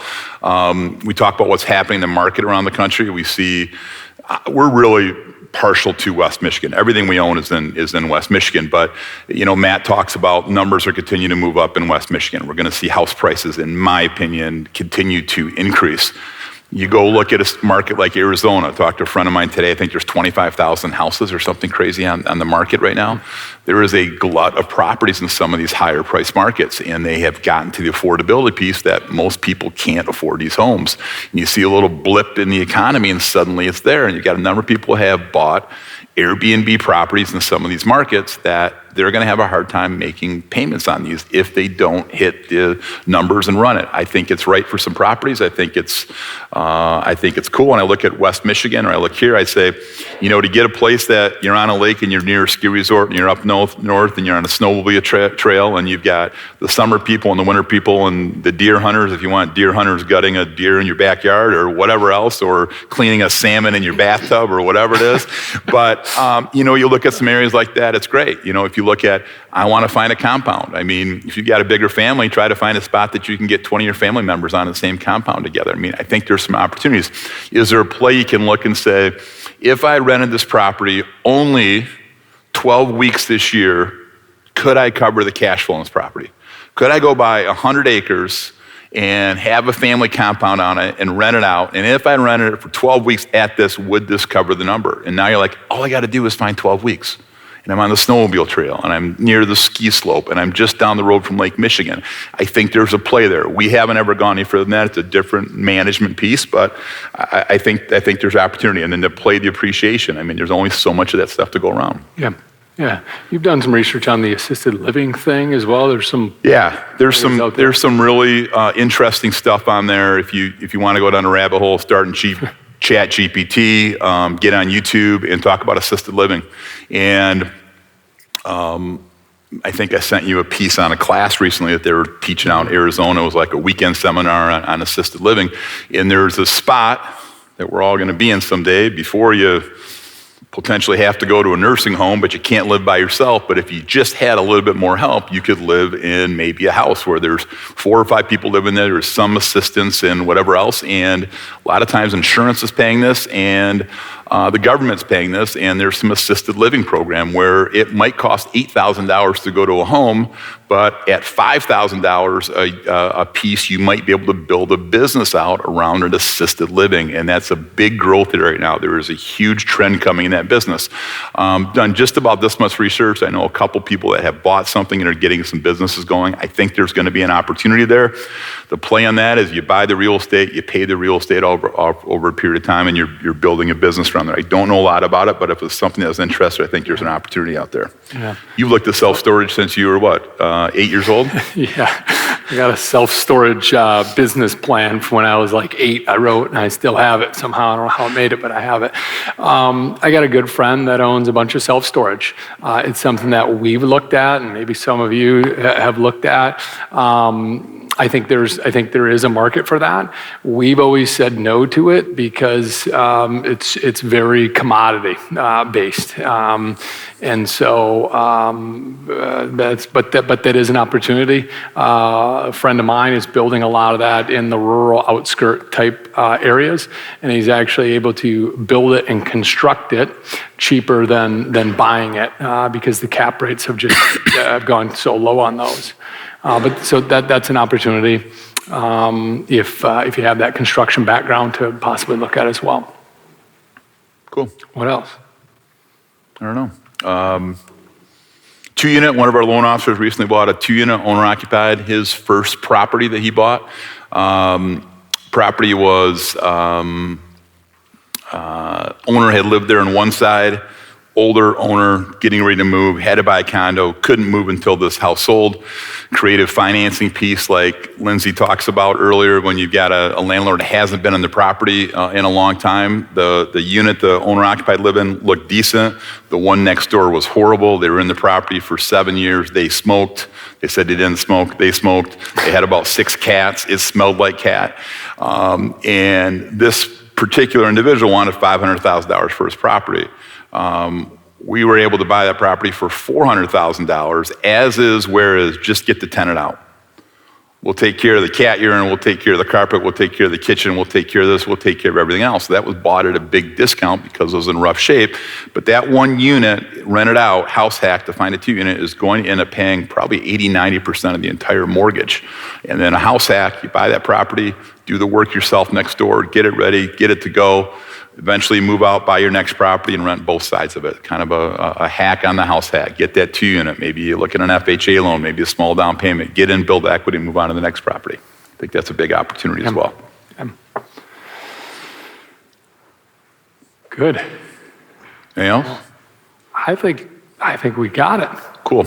Let's bring up Jeremy and Lindsay here. We're going to do kind of a little Q&A, and you guys can ask us anything and everything. We're pretty much an open book on anything you guys want to talk about, any questions you have. I know one of the questions I wanted to ask Jeremy and Lindsay from speaking earlier, you guys own a lot of rental properties, and you also do some really, I hate to even use the word flip, I would say high-end restoration. Would that be better than the word flip? Come on over here. Would that be better than the word flip, high-end restoration? Yeah, I mean, I think back in the days when we started flipping properties, 2012, definitely like lower end remodels, like, because it was just turn and burn then. I mean, it was hard. Like you said, like back then it was easy. Like people think, oh, you bought in 2008, they're cheap. But it was still scary, like buying, it's hard to believe, but it was scary buying still $20,000, $30,000, $40,000 houses. Like, who's going to buy them from us? So Like, how we had to sell many them. properties do you think you'll buy and sell this year? Would you say your best guess this calendar year? What do you think you Yeah, did? we'll probably be like 20 to 22 we'll end up this year. Around Okay. there. And a lot of them are higher. Some are East Grand Rapids, so it just depends. Some take longer than others. So the bigger properties, we're not going to flip as many. So you've got areas that you'll look at to buy, to turn around and sell, then other areas that you're going to look at that buy to add to your rental portfolio or fit into that model. Yeah, a little bit of both, I think. I think we're going to flip. I mean, the flip in some, I mean, you find, you can go with what you find. Yeah, we flips. look primarily for us, just kind of like Kevin said, most of our properties are within a mile radius of downtown Grand Rapids, but our flip properties are pretty much Kent and Ottawa County is kind of where we stay. So just looking for opportunities, again, estate properties, we buy a lot of estates.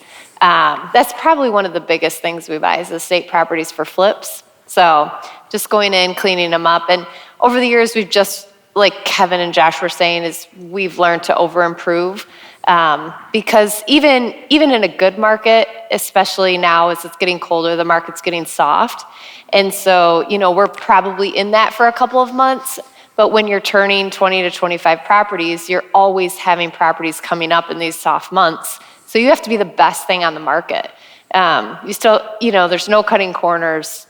And especially I feel like buyers are super critical on flip properties because they assume you are cutting corners. So I think that's one thing we've learned too, like do it right every time and stand behind your product because houses will be houses and they're going to have problems. But I think we've created a good name for ourselves where we'll stand behind them. The advantage of buying something, if you plan to flip it and you over-improve it, if you miss, you just hurt your margin. Whereas Exactly. if you don't improve it enough, you spend all this money and it doesn't sell, and you get stuck in the middle. Yeah. You guys said you did some of that and you transitioned into more holding and renting. I think the concept of they do a really nice job on high-end renovations and selling those houses. We looked at early on, we probably sold 8, 10 properties in the early years, probably. Too many. We wish we would have had every one of them back, or 8 or 9 of them, but we had to sell them for cash flow. We had to sell them because we had to make payroll. We had to sell them because we had to pay the bank. We had to sell them because we didn't have any money. We had to pay IRS. They get beat up by a contractor. We owe contractor money for whatever. So, but the piece of that is that delayed gratification is you can sell it and make $20,000 in selling a property, and if you got a partner. You guys are married, so you don't have to split with your partner in the same household. Keep it all in house. Yeah, keep it all in house. So Josh and I, if we make $20,000 or $30,000 flipping a property, that's cool.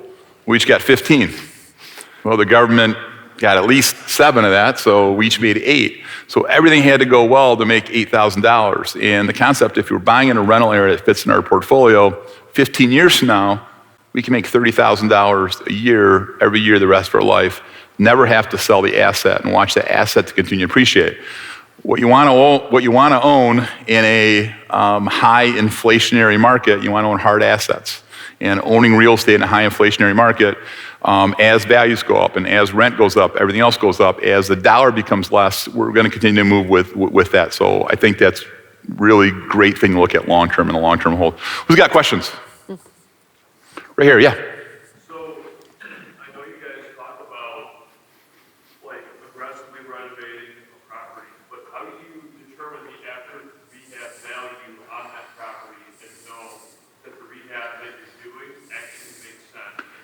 So the question was what kind of rehab and how you know the rehab's going to make sense. Are you talking about turning around and selling or renting? Either or. Okay. I think from a renting piece, I want to look at what is my competition renting for. So to go on, as Jeremy was talking about, apartments.com or go on Zillow. And the great thing, there's so much information out there at our fingertips. What is a house in the southeast side of town in this zip code? I'm looking for a 4-bedroom here, and you look it up. And you look at the pictures and see what's for rent or what they're renting for, what they're trying to rent for. Property I was talking about earlier that one of our loan officers bought is out in Jenison. There is nothing for rent out in Jenison. So when he gets to a spot that he's going to rent this place, we have a hard time seeing what the numbers, but there's not a lot of competition out there. So bathrooms, kitchens, bedrooms. Yeah, what the cost is on that. Real simple math. Some of you probably heard of it, but 1% or 100 times. So we would look at that and say, all right, I want to buy this for $200,000. I want to put $100,000 into it. from a rental side. These guys can speak more to the sales side because we don't sell stuff, but we would look at that and say, okay, I'm gonna buy this for 200, I'm gonna put 100 into it, that's my rental. I'm gonna be 300 in this. Can I rent that for $3,000 a month? If I can rent that for $3,000 a month, I'm gonna be good.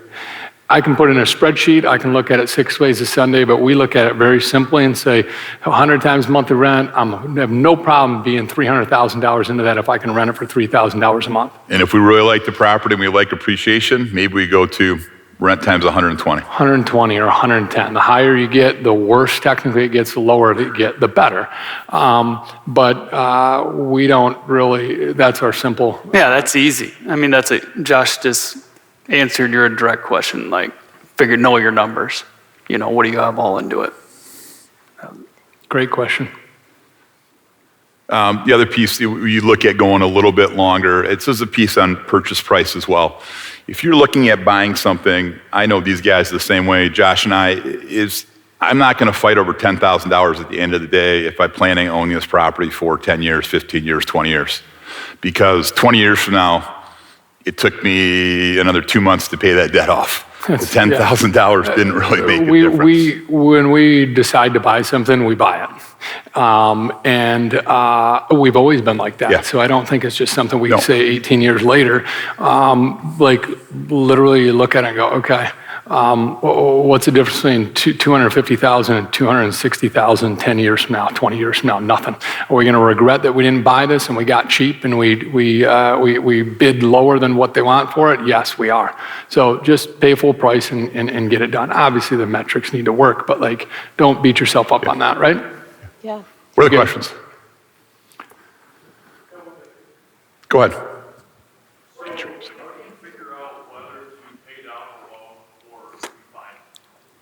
How to pay down the loan or refinance it? If you're going to refinance it, you want to make sure you got enough equity in it. So if you're doing major renovations on the house, cash is king, especially when you're looking at buying your next property. So if you can buy something, do some major improvements on it, go refinance it and get as much cash out as you can so you can take that capital and deploy it somewhere else. Then once you've got your base loan set, like let's say you borrowed from your home equity line of credit and you bought this place. You did a bunch of renovations on it. Then you got it done, you refinance. Get as much cash back as you can. Try to pay back your home equity line. Get as much as you can. And then before paying that debt off, I'd pay back my home equity line of credit because I want some dry powder the next time. And I wouldn't be paying extra payments, but as soon as I get my home equity line of credit paid back, now I got a bunch of dry powder that I can deploy for another property because generally speaking, a home equity line of credit is open for 10 years. So you can draw on it 10 years, pay it off, draw, pay it off, pay it off, draw. Turn around. And then after that asset's set, we've got rent coming in, get extra money coming in, then I'm gonna start picking off at that. If you got 3 properties that you own and you own across there, I want to pay extra money on one of them. I want to get one property free and clear and own free and clear as fast as I can. The bank doesn't like lending money on rental properties. If they're first lien position, they're okay. They don't want to be in second lien position. So getting one asset paid off, then the next asset, then the next asset, instead of paying them all down equally is a great strategy. Does that help? Good. I think what I would do with that too, I think we got going too with borrowing was we would pay cash or refinance another house, get the cash, get that house renovated, buy it cash, renovate it cash. And like Kevin said, the bank would love to see an established rental price. Fill a tenant in there. Now it's you got a rehab property, fully leased out. Now the bank's going to give you beyond what you would ever got in the beginning. So definitely, if you can, pull all your cash to do one and then borrow all your money on that one property. So Jeremy and Lindsay in our spot, Josh in our spot, that we've got equity built up and we can get a line of credit and we can deploy that early on. I had a couple investors that I would call. These are like best friend from college. Like, hey, need a little money. What do you need? Paying you 12%. I need the money for 6 months. So I would borrow money for us to get a property, get it done, get it fully improved. I wouldn't even take it to Treadstone or anyone else to get a mortgage until it was done. Because as Lindsay said, find some dogs with fleas. She said dogs, but I like dogs with fleas, like really bad property. But I don't even want the investor to see it until it's done, until it looks great. So Leased I out. found cash. Yeah, I shook some cash. I borrowed some cash from family members, friends, whatever. Got it done, got it all ready to go, got it leased. So now I got cash flow coming in. And now you bring it to get your loan. You get your money back, pay back your investor, and then now you have that property. And you think that 12% is high, but when you're negotiating that on deals, cash is king. Cash wins almost every time. And they call you back almost every single time and say, will you do this price? And you're probably 10 to 15 grand, 5 to 15 grand under another offer that easily pays for your hard money loan Good way to look at for it. 6 to 8 months. So Yeah, we're getting most of our properties, yeah, cash. it's really a wash. Cash, no inspection, close in a week, whatever. Yeah, and if there's if you're just getting into it and you're uncomfortable making it not contingent on inspections, do a pre-inspection. It's $350. Those waived inspections put you at the top of the stack. When I'm looking at a stack of offers, anything that's contingent on inspections goes to the bottom. Anything that's waived inspections, got strong finance terms, those are the ones we take, even if they are a slight percentage less. So use all your tools to get in there, to make sure that you give yourself the best chance at it. So I want to make sure you guys caught what Lindsay said. So looking at the house, you really like it. Hey, I need to go back, look at it one more time, write an offer today. But when you go back and look at it, you're bringing your inspector and you're paying him a couple $100 to look at the high value things. You're looking at electric, looking at furnace, whatever. So you don't have to ask for an inspection. You spend a couple $100 to bring your inspector in there. So you've got a cleaner offer. That's a really great strategy. Mm-hmm. Yeah. Had a question back here. So it's been great hearing your guys' story and how you're trying to build up properties, which I think you find a lot of value in the success that you've gotten. But just curious, aside from maybe some of the desire for you to have some of your properties, what are some of the mistakes or maybe things you guys came across early on that if you go back in time you would redo or maybe mistakes you learned from? Oof. We cheaped out. Yeah, I would say that. I would say in the beginning when we first got going, and more both rehab and maybe when flips too, but definitely in the rental properties. The other thing was newer. I think we maybe Formica in the first few, but after that, I'll grant it. But we definitely cheaped out on some stuff. You did carpets instead Some of carpet doing real hardwoods. versus hardwoods or You pay vinyl. for that over time. Yeah. We've really realized you put the cheaper products in there and you're replacing those more frequently. So just do it up front so you don't have to Do it keep up front, replacing spend it. the money now. You get the higher rent, better tenant, all that stuff. So definitely cheaped out. Yeah. I got mine. What's yours? Mine is we cheaped out, but in a different way. We focused on buying properties that were of extreme value for X amount instead of going up just one tier and buying those properties. We were afraid to buy these properties, and we bought one tier lower.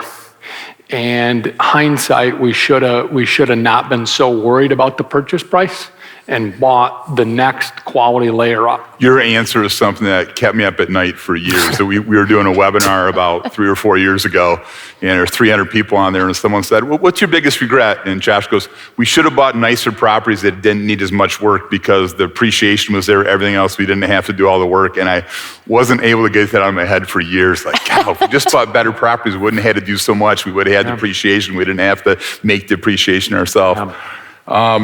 I think my biggest thing is anytime the mistakes have been anytime we got out of our buying envelope.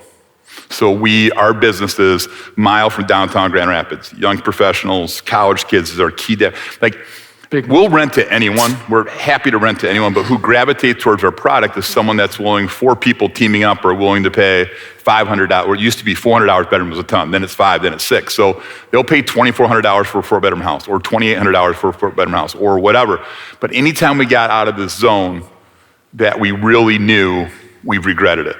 I mean, it can be a really nice house out in the suburbs, but we're just not built to manage that. We're not built to find the tenants for it. We're not used to managing a different property across town. So I think finding whatever you're good at and doing more and more and more of that, it gets easy. So, you don't like this property? I got one down the street, or I've got something else. That would be mine, getting out of that main buying envelope. Good one. What are the questions? All the way back in there, is that Louis or Oliver back there? Louis. What is your biggest benefit of having a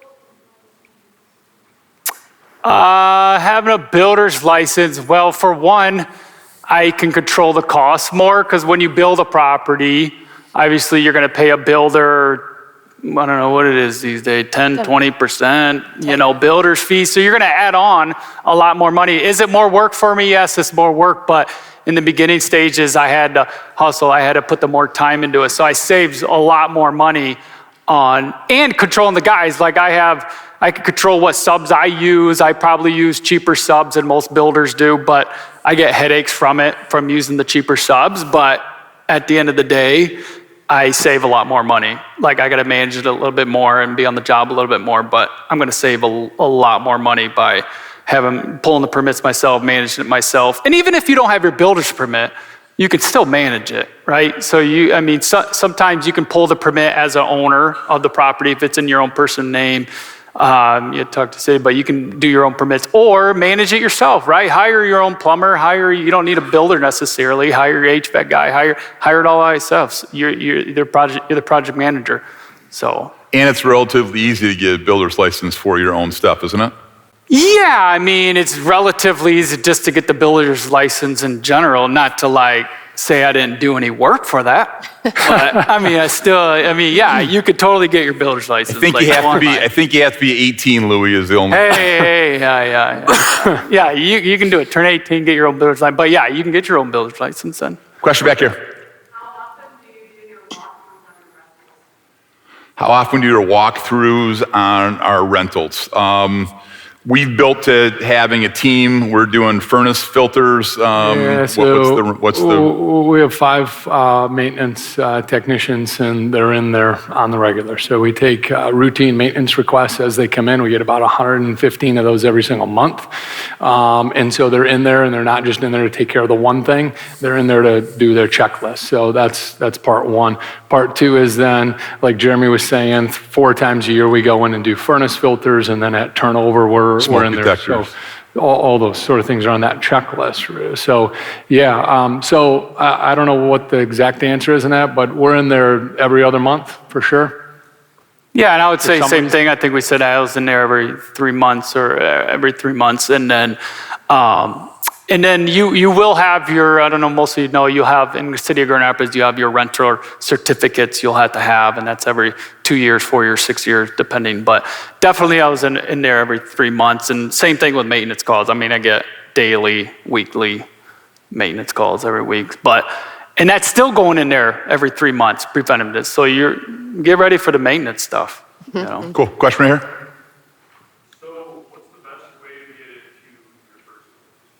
Best way to what? Buy your first unit? I think that I'm a huge advocate of working with the real estate professional. Finding your person to help you find your property is great, to get you an inside track, someone that's out there, knows the properties, knows the market, knows everything else. Getting pre-approved, know what you can finance, know what your numbers are. If someone here from Treadstone could get together and say, hey, I want to buy a rental property, want to pay this much money, run the numbers, put the numbers together. I think to do a real pre-qual and say, here's what non-homestead taxes are. Here's what the interest rate is for a rental property. This is what a $300,000 house is going to cost me. To get those general parameters, hire a professional to have you find a house, I think is the 2 first big steps. You better have your money saved up too. Little down payment. And buy now. Stop waiting. Well, realistically, the winter months are the best. Right now. Right now. Literally now in the winter. October, November, and you're worried about interest rates. People are worried about interest rates, but just refinance when the rates come down. I don't know why. Every year this time, I think I added a house each of the last 2 years just to our portfolio, that just happened on the street that we're on. That this same house picked up a house last year in Michigan for $220,000 or $30,000 that it could have sold in the spring. If I had done nothing other than clean it and stage it, probably would have sold for $40,000 more just from timing. There's a soft time in the market right now where you got to really want to sell. You got Thanksgiving, you got Christmas, you got snow flying, you've got deer season, you got everything else. And someone property sit in the market for a little bit. And if you fire a couple offers, there's people that are willing to sell right now. And you're probably going to pick up instant equity compared to the hot spring market. The hot spring market always jumps up. Yeah, we're loading up. We usually load up right now. Yeah, this is. So you might be competing with us if you're trying to buy now too, but we're loading up right now. Okay, a couple more questions. Yeah.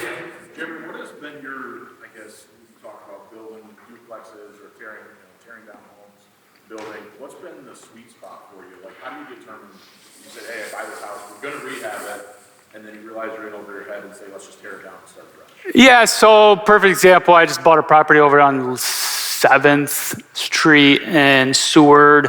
It was a 5-unit, there's a fire inside, big lot, so walked it really quickly and got out. But we could remodel it and then did the numbers like, whew, the rehab, how much is gonna cost for the rehab and to redo all this versus let's just tear it down. By right, I could build 6 units with the city by there and would especially need 8 units. But we did the numbers, crunched the numbers, and it's like, I'm gonna have, almost close, not close, but pretty close to a new build for what I can build for it. So I'm tearing it down and I'm building new. Plus I had my builder, I can build it, run it myself, GC it. So yeah, typically, now these days, I'm just tearing it down. How much it costs to rehab, you still have your old foundation you're dealing with.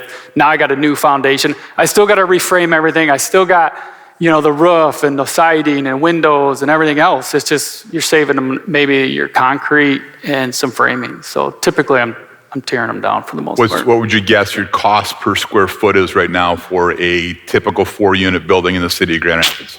To hire a GC to do it? Yeah. The builder? No, yeah, if you hired a GC. Or my cost? Oh, well, if you're hiring that, 200? What do you think your number would 25? These days, I just roll with it and I figure out the numbers at the end of the day, but I don't know, 150? be? Okay. Give or take. And the advantage is you know what your finished product's going to look like. Yeah, because 100%. It's brand new and it's done. And right. And like I said, it might take a little longer because I got other things going on, so I'm not pushing it like a regular GC, but I'm fine letting it take 6 months more because I'm doing it myself.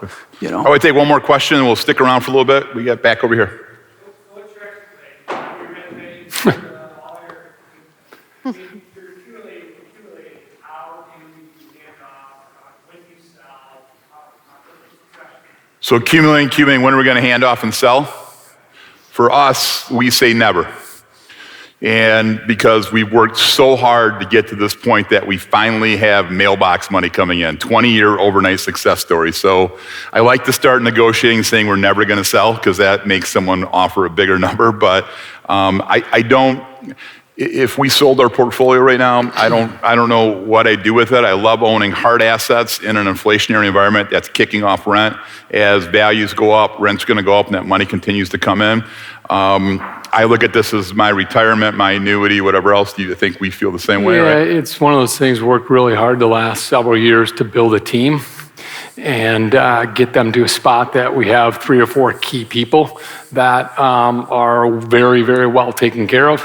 And I can see that is the plan. There really is a plan to let them continue to run stuff. We can continue to work on the additions to the portfolio and give them all opportunities.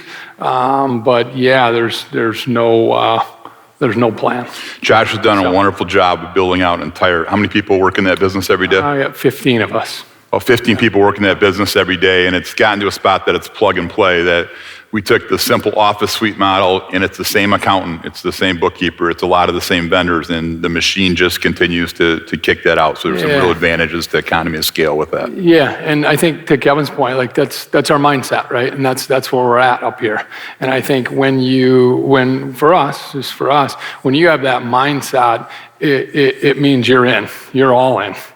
And we're going to figure out some of those details down the road. We're not ignorant to that or stick our heads in the sand about that. But the answer is we're going to continue to own these things forever. And we're going to have that team and take darn good care of them and have the culture and all those leadership things to make sure that the team wants to be there every day. And we really believe in what we own as well, that we think this area has a lot of runway for continued appreciation, growth, and we like what we're investing in. We like being in the city. We like everything about it. Yeah. Yeah, I agree. I mean, why would we sell? I mean, I don't know why you would. Yeah, So- I think for us too, we have young kids, so it's an awesome opportunity for them to work into something. Obviously, you just don't want to hand over something to them, but just being able to have them work in the business when they're 14, 15, 16, I mean, those are invaluable life skills. And so I think it's an awesome opportunity for them too, to get into the real estate world, mowing lawns, painting. It's great to teach them that too. Yeah, and if you sold, where are we putting the cash at? We're into these so cheap, and if you get into rental properties, your tax base is going to be cheap. You're going to be using depreciation. Next thing you know, like, oh man, I depreciate these down pretty low. I can't sell now because if I sell, I have a huge tax liability. Sure, you're paying capital gains 15 to 20%, whatever where you're at, but you're into it so cheap. You could never go there and buy more rental properties because then you're going to be at a higher property tax value and this and that. There's just no point. I don't think it's selling like we said, unless you're in a certain situation that calls for it. But if you can, don't sell. Like hold it, you're into it. It's going to build equity over the years. So I would try not to. Mm-hmm. Great question. Last question right here. Thank you. I know there's a lot of controversy around this, but structuring your business, LLCs are an umbrella company. As far as, Well, yeah, you definitely want to put them in, try to get into an LLC. But the problem with going into LLC, you can talk to your lawyer with it, like you're going to have to talk with when you get it financed. Like if we were talking about like if in commercial, sure, you're going to do the commercials 5-7 year balloons, amortized maybe 20 years. If you put it in your own personal name, then you can get your 20, 30-year AM, unless, people sometimes put it in LLC and then they go to If you're buying your personal. first 1 or 2 properties, you'll likely start buying in your own name. Advantage of buying your first property, your first 1, 2, 3, 4, 5, 10 properties, is you can get a 30-year fixed rate mortgage. It's locked in for 30 years. You keep making the payment, nothing's going to change. All of us, when you do a commercial loan, the longest term we're going to get is we might be able to lock in the interest rate for maybe 7 years with a 15-year amortization, or maybe 7 years with 20. Every year, the bank wants all of our tax returns. They want to make sure they're still making good investments. There's all this legwork you got to go through. When you buy your first property, your 10th property, 30-year fixed rate mortgage, after you close on the property, you can quit claim it into an LLC that you own. You have to be the primary owner, you have to be majority owner of the LLC, but then you can run that as a business. You took the loan out personally, you put it in the LLC. That LLC is going to give you protection against some liability and everything else, and you can run it as a business. You can pay the mortgage out of it, pay utilities out of it, pay taxes out of it, all that stuff. And same thing, umbrellas are cheap. Like get an umbrella policy then if you're worried about putting your personal Between putting it in an LLC, between a property policy that will have some liability coverage and an umbrella, you'll be fine. Okay. Whoever invited you to this, thank you for coming. We've got some great real estate professionals here. We have some great loan officers here. I will tell you, Treadstone loan officers, they know this product inside and out, up to down. Whoever invited you to this, please, we'd love to talk to you further, get to personal details, run some numbers, get you an idea. Thank you very much for the opportunity, everyone. Thank you for coming out today. Thank you. Thank you. Hey, buddy.